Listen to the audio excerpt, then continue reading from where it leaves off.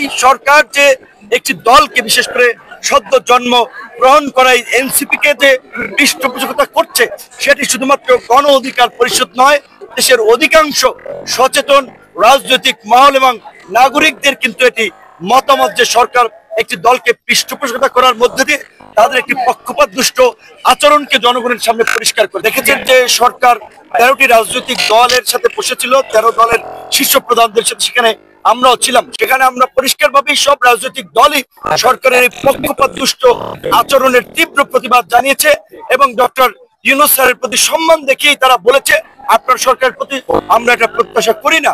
কারণ পরশুদিনের আগে আপনারা দেখছেন 4টি দলকে নিয়ে মিটিং করেছে এবং গণমাধ্যমে এবং উপদেষ্টারা বলেছে 4টি প্রধান দলকে নিয়ে তারা বসেছে।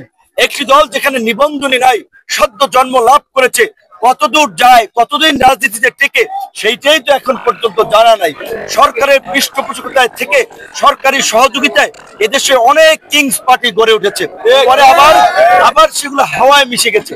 কাজী এই সরকার যে একটি দলকে বিশেষ করে সদ্য জন্ম গ্রহণ করা এনসিপি কে যে পৃষ্ঠপোষকতা করছে সেটি শুধুমাত্র গণ অধিকার পরিষদ নয়, দেশের অধিকাংশ সচেতন রাজনৈতিক মহল এবং নাগরিকদের কিন্তু এটি মতামত যে সরকার একটি দলকে পৃষ্ঠপোষকতা করার মধ্যে দিয়ে তাদের একটি পক্ষপাত দুষ্ট আচরণকে জনগণের সামনে পরিষ্কার করছে।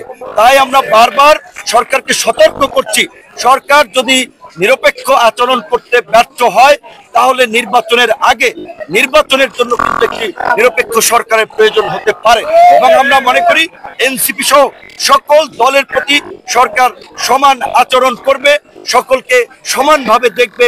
এর আগে যেমনি ভাবে সকল রাজনৈতিক দলকে নিয়ে সর্বদলীয় মিটিং হয়েছিল, আমরা আশা করি সরকার বিভিন্ন ইস্যুতে রাজনৈতিক দলগুলোকে নিয়ে একই প্রক্রিয়ায় সর্বদলীয় মিটিং এর আয়োজন করবে এবং কোন দলের সভা সমাবেশে দেখা যাচ্ছে জেলার বৃক্ষ মেলা বন্ধ করে, পরীক্ষা বন্ধ করে ছাত্র ছাত্রীদেরকে সেই সমাবেশে যোগদান করার নির্দেশনা দেওয়া হচ্ছে।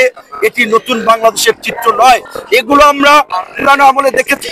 সরকারের এমপি মন্ত্রীরা এলাকায় আসলে, কোনো এলাকায় গেলে তাদেরকে শুভেচ্ছা কিংবা স্বাগত জানানোর জন্য এইভাবে সরকারি কর্মকর্তা কর্মচারী স্কুল কলেজের শিক্ষার্থীদেরকে বাধ্য করা হতো, সরকারি প্রোগ্রামকে পিছিয়ে দেওয়া হতো। এখনো কিন্তু একটি দলের জন্য সরকারি দলের বিশেষ ব্যবস্থা আমরা দেখতে পাচ্ছি। আমরা নিন্দা এবং প্রতিবাদ জানাই এবং রাজনৈতিক দল সমূহ আমরা বলতে চাই গণ অভ্যুত্থান পরবর্তী সময়ে গণ অভ্যুত্থানের অংশীদারদেরকে নিয়ে আমরা একটা ঐক্য এবং সংহতির মধ্যে দিয়ে নতুন বাংলাদেশ বিনির্মাণ করতে চাই, কোনো বিভাজন বিদ্বেষের মধ্যে দিয়ে নয়। ধন্যবাদ।